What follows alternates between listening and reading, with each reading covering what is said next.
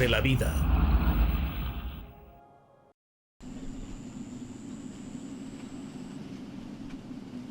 Una vida ha expirado. Tal vez el 99% de las especies que había en la Tierra se han extinguido. Este canguro ya no existe en el planeta Tierra. ¿Qué habría pasado si los dinosaurios y otras especies no hubieran desaparecido? ¿En qué nos hubiéramos convertido? A veces la muerte llega cuando menos lo esperamos. Por supuesto, a veces también acaba con manadas enteras. Pero también es una fuerza creadora. 5 extinciones en masa se han sucedido durante los 4.000 millones de años de vida en la Tierra. Las especies murieron porque eran débiles o porque no pudieron adaptarse a los cambios del medio ambiente. Algunas se rindieron ante desastres que nunca habían ocurrido.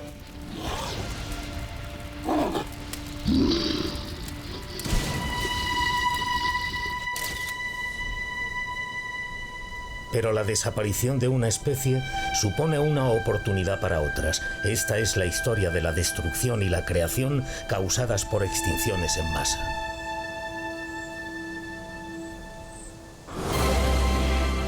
La extinción, el final y un nuevo comienzo.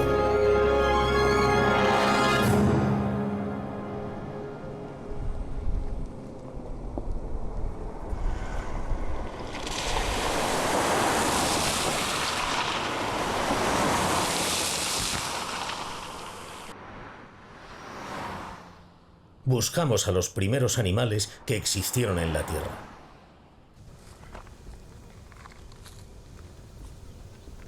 Estas son las montañas Flinders, situadas en el sur de Australia.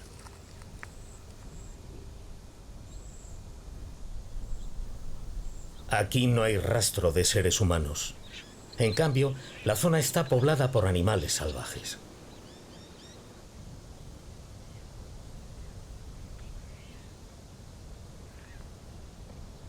El doctor Jim Gelling se cuelga de un precipicio buscando algo.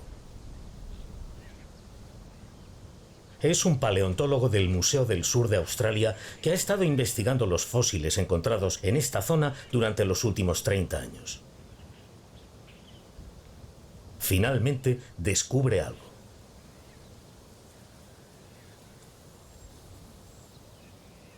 Este es el fósil de una criatura perteneciente a la biota de Ediacara. Antes de la época de los fósiles ediacáricos, tan solo teníamos fósiles microscópicos. Durante 3 millones de años, no había nada que se pudiese observar a simple vista. Y entonces, de repente, vimos cómo aparecían estas extrañas criaturas en el registro de fósiles.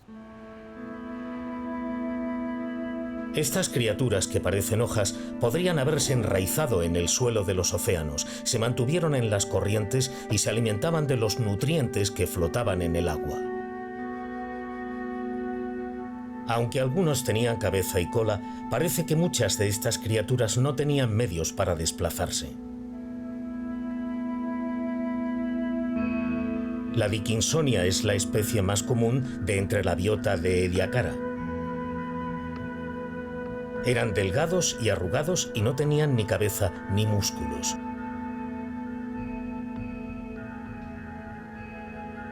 Los más pequeños eran como un grano de arroz y los más grandes como un cojín.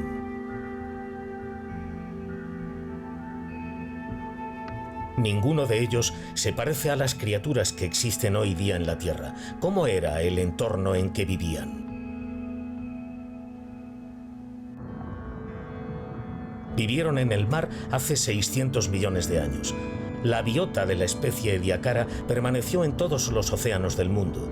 La mayoría de la biota vivía en lugares fijos, clavada en el suelo de los océanos, y subsistía gracias al plancton que flotaba en el agua. Estas criaturas eran muy diversas y todas eran diferentes de los entes que existen hoy en día. Entre la biota ediacárica encontramos criaturas realmente extrañas. Y no hay hoy en día ninguna que se le parezca. Por ello, asumimos que estos seres no sobrevivieron al periodo cámbrico. Solo vivieron durante el periodo ediacárico. Aunque fueron los primeros animales que vivieron en los océanos hace 600 millones de años, todos se extinguieron antes de que llegara el período cámbrico. Ahora nos centramos en encontrar las claves para saber el porqué de su extinción en masa. Esta es otra zona de las montañas Flinders donde se encontraron los fósiles de la biota de Ediacara.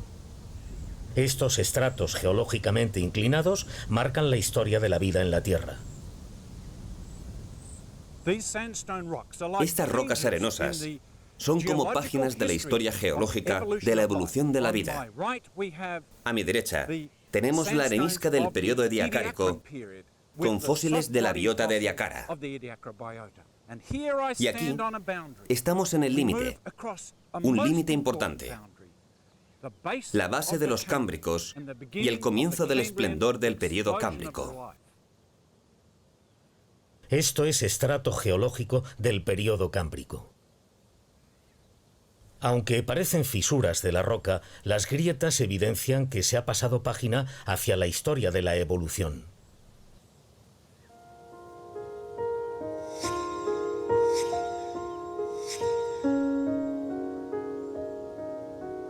Esto es un fósil del período ediacárico. Son huellas de una criatura que gateó en los océanos.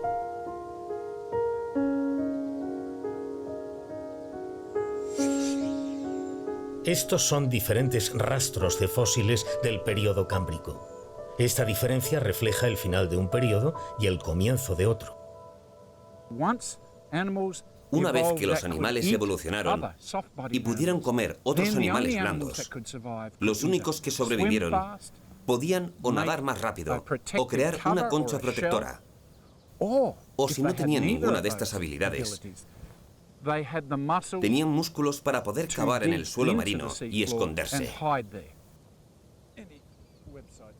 Las fisuras de la roca se convierten en agujeros fosilizados que las criaturas cavaron en la arena para esconderse de los depredadores.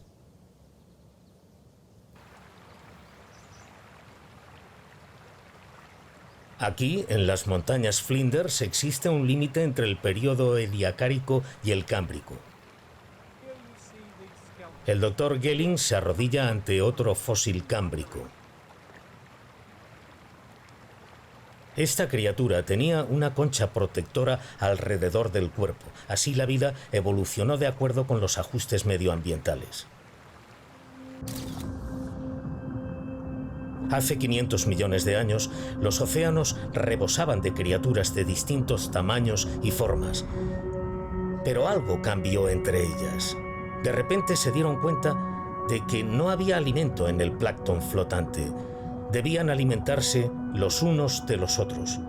Los animales empezaron a comer y ser comidos. Y fue en esta época en la que los músculos y las conchas protectoras aparecieron. ¿Qué efecto causó este cambio en las criaturas edicáricas? Esto es un fósil de dos dickinsonias. Permanecieron separadas, ignorándose.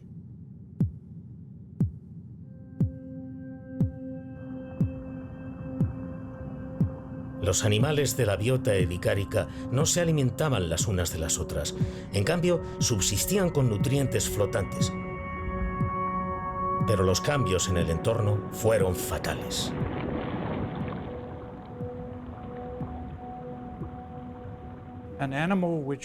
Un animal de cuerpo blando, como la dickinsonia, es un gran trozo de carne en el suelo del mar y alimento que está esperando a ser comido por otro animal.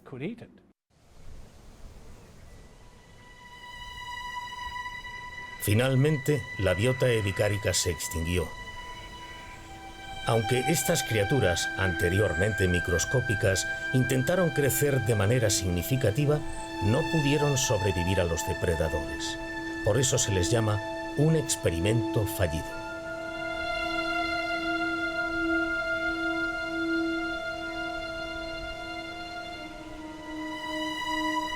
Este terreno estéril y rocoso fue el lugar de generación y declive de los primeros animales de la Tierra.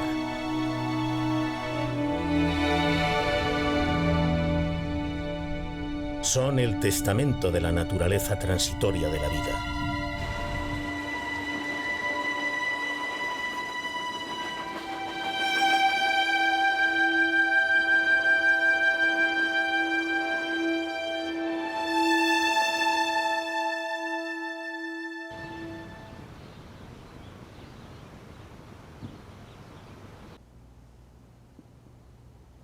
¿Se adaptaron las especies activamente para evitar la extinción?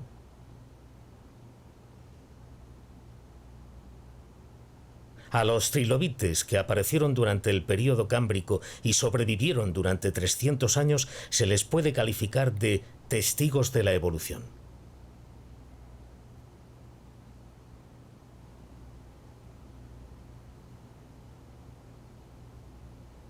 Estas criaturas fueron capaces de sobrevivir y crecer a lo largo de 2 extinciones en masa gracias a sus rápidas y diversas adaptaciones a los cambios del medio ambiente.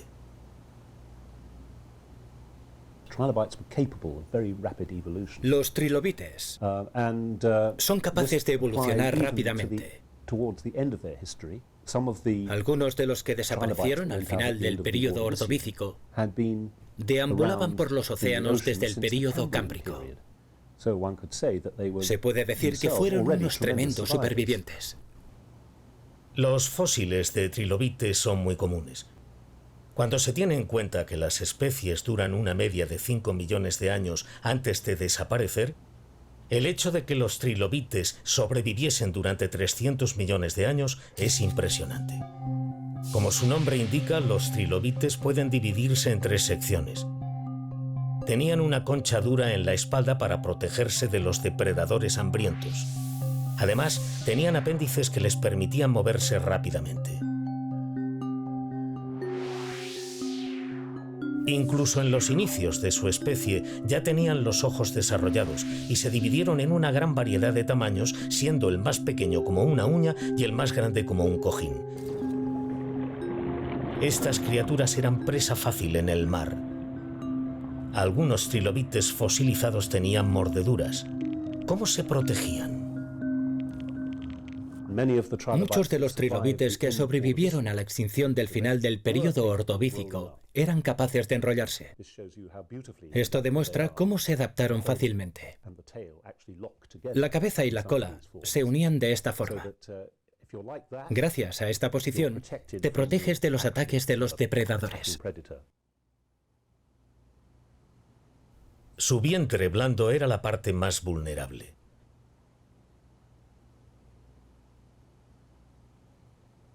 Pero enrollándose de esta manera, los trilobites podían escapar a los depredadores.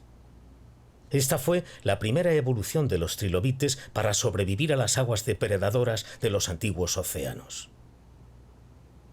Pero eso no fue todo. Esta es la cabeza de los trilobites vista desde arriba. Los trilobites tienen un par de ojos compuestos.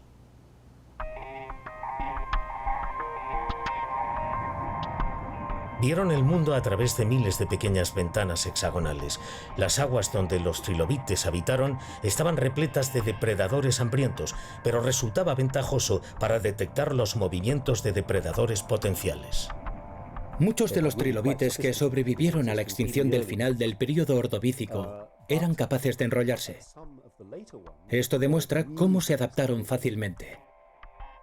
Bajo un microscopio, los ojos de los trilobites son tan complejos y bonitos como una escultura de talla fina. Los ojos eran tan modernos que podían enfocar objetos. Esta es otra característica necesaria para poder sobrevivir. Pero la evolución de los trilobites no paró aquí. Se protegieron usando temibles espinas y duras corazas. Las espinas protectoras eran tan grandes y elaboradas que parecían lúgubres. Eran intentos de adaptarse al entorno hostil que les rodeaba. ¿Fueron estas criaturas armadas las últimas en sobrevivir? El catedrático Suzuki Yutaro de la Universidad de Shizuoka, un experto en trilobites, nos ofrece una respuesta inesperada. Los que intentaron sobrevivir mientras sus compañeros armados se extinguían eran bastante ordinarios.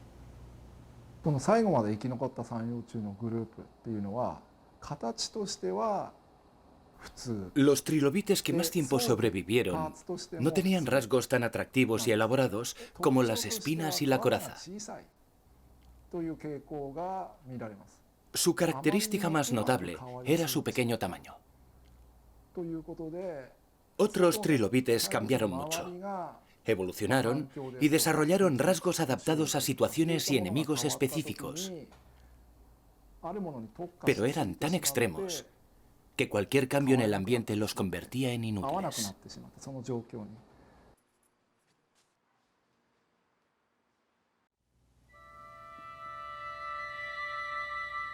Estos pequeños trilobites de 4 centímetros fueron los últimos supervivientes antes de que se extinguiera la especie.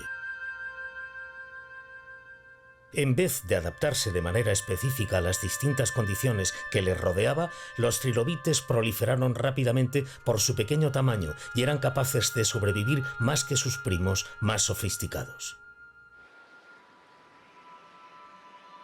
La Tierra cambió durante los 300 millones de años de existencia de los trilobites, pero las criaturas eran capaces de adaptarse a estos cambios y sobrevivir. Aún así, a algunos cambios era imposible adaptarse. Es cuestión de mala suerte si estás en el lugar equivocado y en el momento equivocado. Y seguramente al final del período pérmico, más del 90% de las especies se había extinguido. Es mejor pensar en el 10% que tuvo suerte y sobrevivió. Ahora investigaremos un incidente ocurrido al final de la época pérmica, hace 250 millones de años. Esto es un estrato geológico del período pérmico en Meishan, en la provincia de Zhejiang, en China. Esta banda de roca oscura indica el paso de un período geológico a otro. Las capas sesgadas de roca están marcadas con letras y números. Indican la era en la que la capa se formó. Es aquí donde se encuentran las pistas de la extinción en masa más devastadora de la Tierra.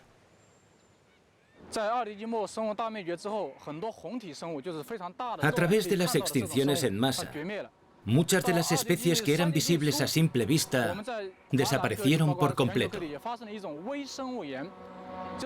Los fósiles de microorganismos del período Triásico que surgieron después se descubrieron en Huanan. Ello demuestra que los microorganismos poblaron un mundo que carecía de grandes organismos. Y esto es una prueba de las extinciones en masa.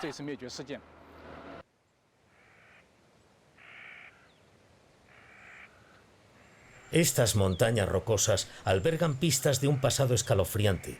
¿Qué ocurrió exactamente en la Tierra hace 250 millones de años? Alrededor del fin del período pérmico, grandes cascadas de lava emergían de un volcán situado cerca de lo que hoy en día es Siberia. La lava cubrió los montes Urales y el lago Baikal y alcanzó toda la zona del sur de Kazajstán. Este interminable río de lava se solidificó y creó una capa de 20 metros de grosor. La lava de esta gran erupción de la historia de la Tierra cubrió un área equivalente a América. Las criaturas estaban indefensas ante este desastre masivo sin precedentes.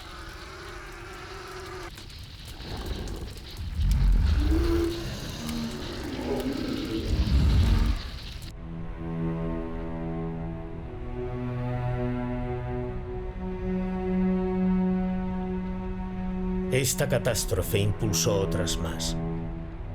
El humo y las cenizas que se mezclaron con la lava cubrieron la atmósfera. La temperatura del planeta subió 6 grados centígrados a causa del efecto invernadero provocado por el dióxido de carbono. El dióxido de azufre y el cloro mezclado con el aire causó una lluvia ácida que convirtió el suelo de la Tierra en inhabitable para cualquier planta. Con el balance de la atmósfera roto, el metano sólido de los océanos empezó a fundirse, provocando que el ecosistema de la Tierra cayese en una espiral hacia el caos.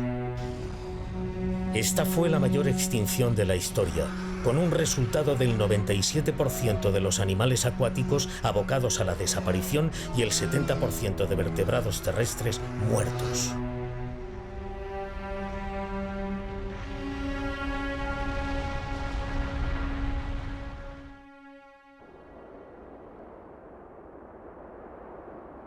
Cuando un desastre natural alcanza su peor final, no hay criatura que sobreviva.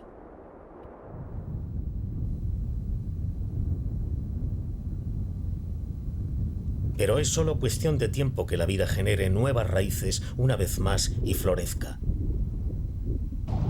Esto no fue lo que sucedió con la extinción en masa del período pérmico.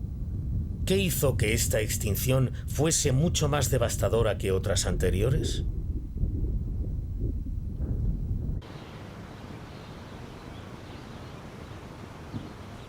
El catedrático David Jablonski de la Universidad de Chicago es un experto en extinciones de renombre internacional. Le preguntamos qué factor tuvo más importancia en determinar si una especie puede sobrevivir a un desastre global. Hay una gran diferencia entre tener los huevos evolutivos en más de una cesta, por así decirlo, o estar concentrado en tan solo una pequeña área. Incluso si estos linajes están bien adaptados a las condiciones antes de producirse la extinción, o se expanden o tendrán graves problemas. Las placas terrestres se mueven arrastrando a los continentes. A veces los continentes se agrupan. Esto es lo que ocurrió al final del período pérmico, es decir, los animales se juntaron también, lo que tuvo consecuencias desastrosas. Si las características principales de los grandes linajes evolutivos se encuentran en continentes diferentes, tendrán más posibilidades de sobrevivir. En cambio, las demás características desaparecerán. Esto indica que las extinciones cortas y repentinas tuvieron un efecto desproporcionado en el proceso evolutivo. ¿Cómo resurgió la vida después de la desaparición de la mayoría de las criaturas terrestres? Una simple semilla pudo ser trasladada a la orilla por las olas.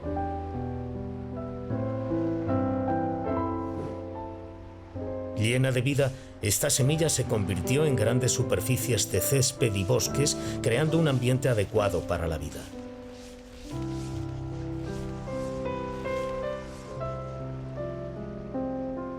Este nuevo contexto ecológico abrió la veda a nuevas especies y animales, como pequeños reptiles que se alimentaban de plantas. Los pájaros se alimentaban de frutos y esparcían sus semillas a lo largo del territorio. Durante el ciclo evolutivo de la vida y la muerte, el destino de la vida tomaba un giro inesperado.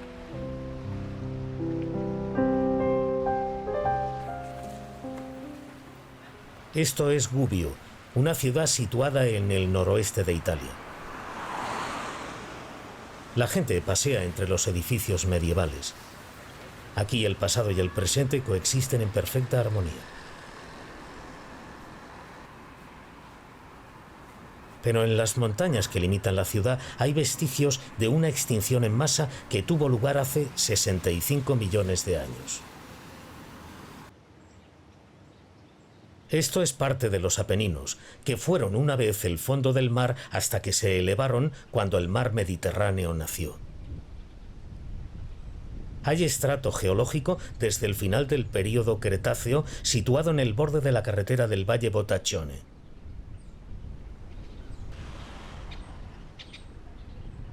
Estos estratos geológicos sesgados contienen pistas para las investigaciones científicas. Este estrato albergó los secretos de un hecho terrorífico.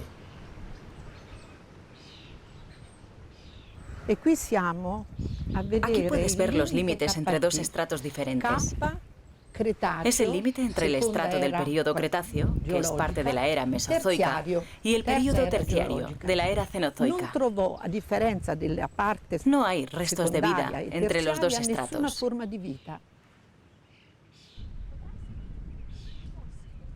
Se llama el límite KT. La K y la T representan el período Cretáceo y el Terciario. Esta observación de la capa de las rocas llamó la atención por encontrarse en ella un metal extraño. El límite KT contenía 10 veces más iridio que otros estratos geológicos. Esto llamó la atención de los investigadores. Se preguntaron cómo una concentración tan densa de iridio, un metal que no se origina en la Tierra, se encontraba en el estrato. ¿Podía provenir del espacio? Exactamente. Los meteoritos que caían del cielo contenían metales que eran extraños en la Tierra.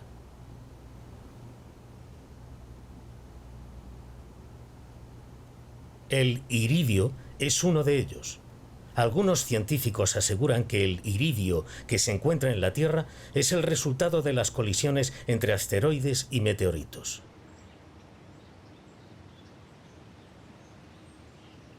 Las concentraciones de iridio encontradas en el Valle Botachone son también restos del impacto de un asteroide de hace 65 millones de años y que tuvo efectos devastadores en la vida terrestre.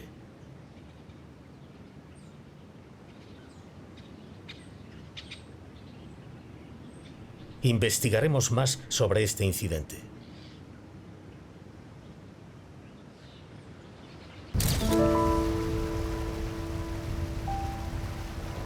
Después de la extinción en masa que sucedió al final del período pérmico, los nuevos reyes de la Tierra eran los reptiles gigantes.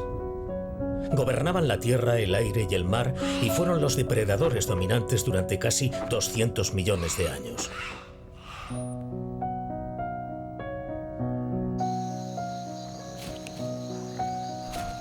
Aunque el gran tamaño de los depredadores era una ventaja cuando tenían que cazar y alimentarse, les hacía vulnerables a los cambios del entorno. Tampoco había manera de prepararse para una catástrofe causada por eventos extraterrestres.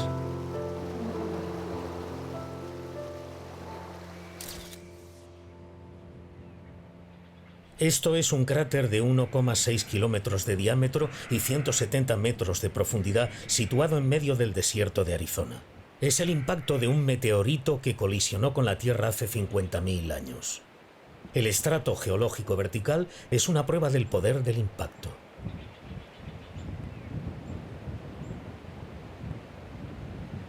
Los científicos calculan que el cráter se generó por un meteorito de 50 metros de diámetro que viajaba a 10 kilómetros por segundo. ¿Qué podría pasar si un asteroide 200 veces más grande que el meteorito que originó el cráter colisionase con la Tierra? Esto es exactamente lo que ocurrió hace 65 millones de años. El asteroide cayó en lo que actualmente es México. En ese momento, el norte y el sur de América estaban divididos por el mar. Los científicos aseguran que el impacto fue similar al que se produciría si el Everest colisionara con la Tierra a la velocidad de una bala. Innumerables dinosaurios fueron exterminados por una gran bola de fuego que cayó desde el cielo. Ninguno pudo prepararse para un desastre cataclísmico. Pero el impacto inicial era solo el comienzo de una gran tragedia. Grandes columnas de cenizas negras se elevaron hacia el cielo causando una lluvia ácida. Nubes de dióxido de azufre taparon la luz del sol y la temperatura se desplomó. Las plantas fueron las primeras que sucumbieron al cambio repentino del ambiente, pero fueron consumidas por dinosaurios y otros depredadores que se alimentaban de ellas. Con la escasez de alimentos, el tamaño de los dinosaurios era un inconveniente, pero la extinción fue una bendición para otras especies.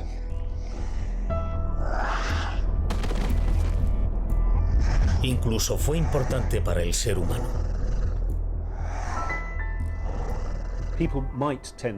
La gente suele pensar que una extinción es un desastre. Y sí, es un desastre. Pero dura poco tiempo. Sobre todo para organismos anteriores. Y, por supuesto, a veces elimina manadas enteras.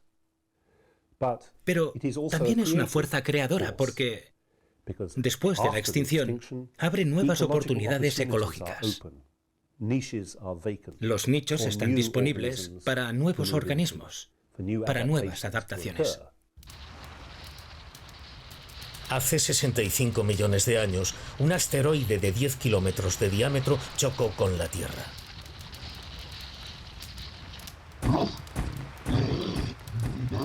Los dinosaurios no pudieron evitar el caos. Eomaia, un pequeño mamífero, buscaba cobijo. Antes del desastre, estas pequeñas criaturas salían de noche para evitar a los enormes dinosaurios. Estaban en la cima de la cadena alimentaria.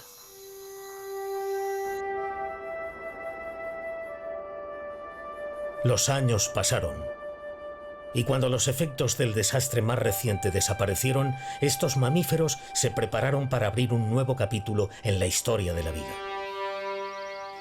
Mientras el gran tamaño de los dinosaurios era un inconveniente, los pequeños mamíferos de sangre caliente eran capaces de sobrevivir a las extinciones en masa. Irónicamente, el pequeño tamaño de las criaturas, que era un inconveniente en el pasado, ahora era el factor que permitía su supervivencia. Y cuando los dinosaurios depredadores se extinguieron, fueron estos mamíferos los que empezaron a dominar la Tierra. La extinción en masa se convirtió en un regalo para esas pequeñas y débiles criaturas.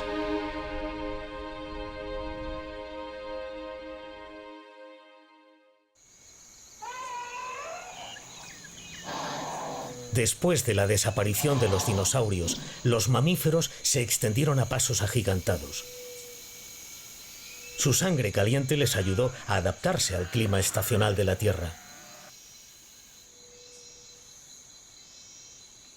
Los mamíferos tomaron diferentes formas y tamaños, y cada especie desarrolló características que les ayudaron a adaptarse a su nuevo entorno. Aquellos mamíferos que se caracterizaban por parir e ir a dos patas evolucionaron. Hasta que, finalmente, el ser humano, la coronación de la evolución mamífera, apareció. ¿Qué efecto tuvo el hombre con su cerebro hiperdesarrollado en el entorno natural?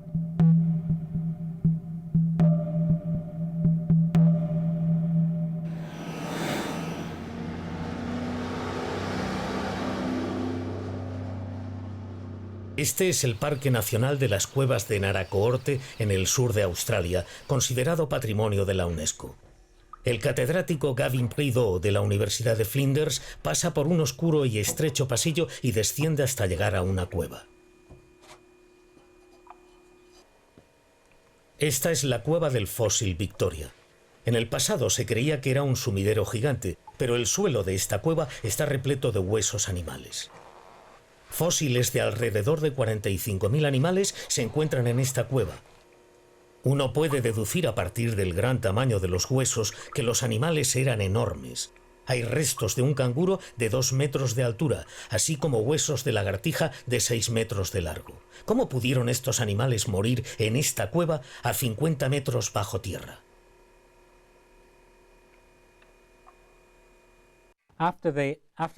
Cuando los animales caían, ya no podían escapar y o bien morían del impacto, o bien de sed, hambre o por las heridas causadas. Sus restos se incorporaron a los sedimentos y se deslizaron a través del agua, y con la gravedad se mezclaron con otros animales, siendo aplastados. Así es como los excavamos.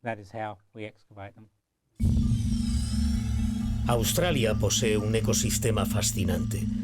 En sus orígenes formaba parte de un supercontinente masivo llamado Gondwana, situado en el hemisferio sur.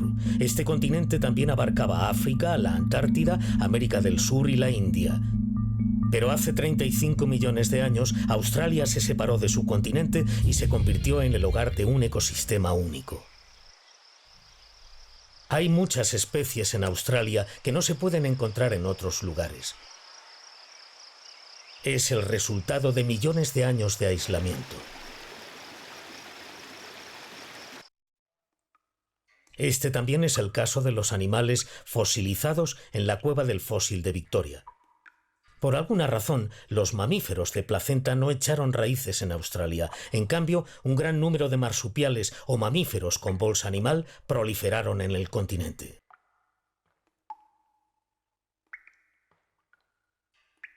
Entre estos animales destaca un canguro de cara mucho más pequeña que los de hoy en día. El Thylacoleo carnifex, el león marsupial considerado el más importante de los depredadores de Australia. Y el Diprotodon, el wombat gigante cuyo enorme tamaño se puede deducir por su enorme mandíbula. ¿Cómo podían conseguir tal tamaño estos animales?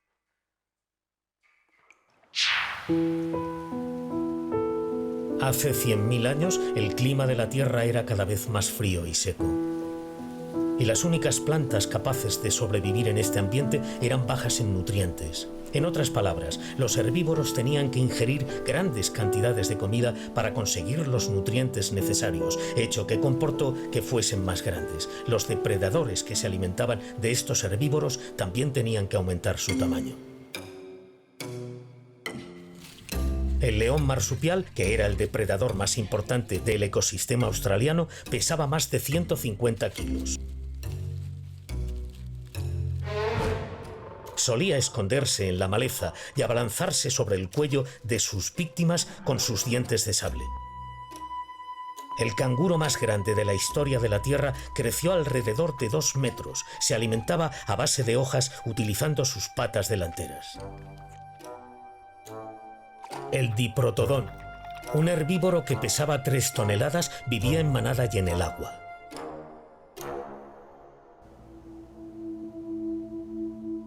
El gran tamaño de estos animales era el resultado de adaptarse a un ambiente que se estaba volviendo estéril. Pero esta adaptación fue insuficiente. Así surgieron nuevas especies que cazaban y vivían de manera muy diferente. ¿Cómo eran estas especies que provocaron el declive de unos animales tan grandes?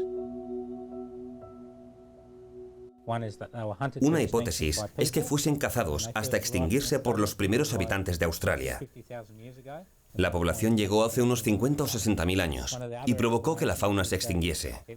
Otra es que hubiese incendios que cambiasen la naturaleza de la vegetación, secasen las plantas que la megafauna estaba acostumbrada a comer, hasta que se extinguiesen, y se extinguiesen también sus depredadores. Incluso el león marsupial, que fue el dominante, no hacía juego con estas nuevas especies que estaban armadas con lanzas afiladas. Para el hombre, estos mamíferos gigantes eran una fuente de grasa y proteínas. El fuego que el ser humano utilizaba se propagaba destruyendo sus hábitats. Y aún más, el clima cambió drásticamente. El hombre coexistió con estos animales gigantes durante 20.000 años, pero al final los animales cayeron víctima del fuego y las lanzas.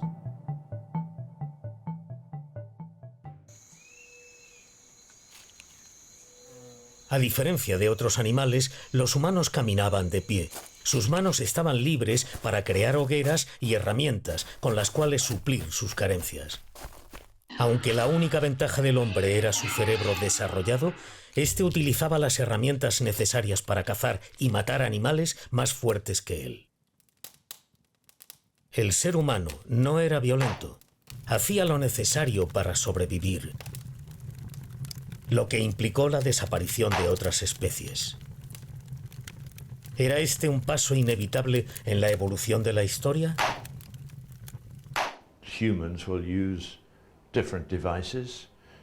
Los humanos utilizaban diversas herramientas para que su especie aumentase.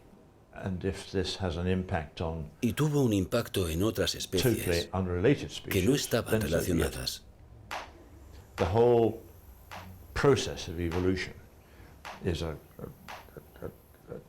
El proceso completo de la evolución acabó en un complejo panorama que obtuvo ventajas para cualquier nicho.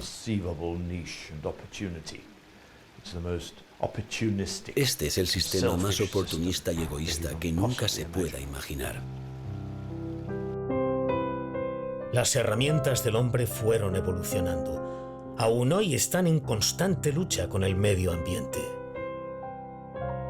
Es casi imposible dibujar el límite entre la destrucción necesaria para la supervivencia del hombre y la destrucción causada por la avaricia.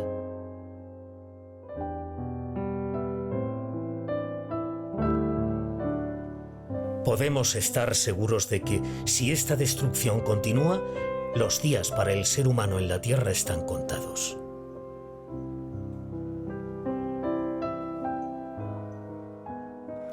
Tanto si el ser humano existe o no, la vida en este planeta seguirá como lo ha hecho a través de las 5 extinciones masivas que se han sucedido.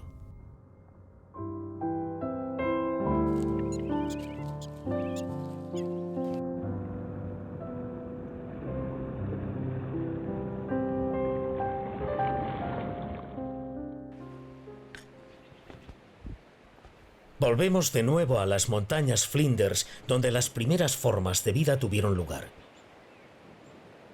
El doctor Jim Gelling sigue investigando. Es un resto de fósil, un rastro petrificado de una criatura desconocida. No hay manera de saber qué estaba haciendo o hacia dónde iba. ¿Estaba buscando comida? Podría estar buscando a un compañero o escapando de un hambriento depredador. No hay manera de saberlo. Lo único cierto es que esta criatura ya no existe.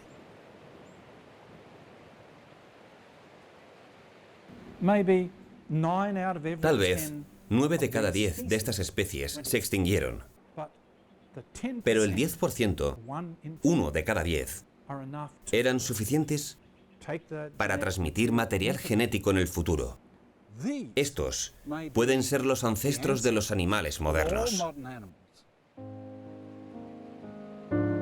La forma de vida que se generó hace 600 millones de años creció, proliferó y se diversificó para desaparecer una vez más, dejando solo huellas. Y esta desaparición permitió que una nueva generación de vida surgiese. La historia de la vida ha sido un conjunto de ciclos interminables de nacimiento y muerte, creación y destrucción.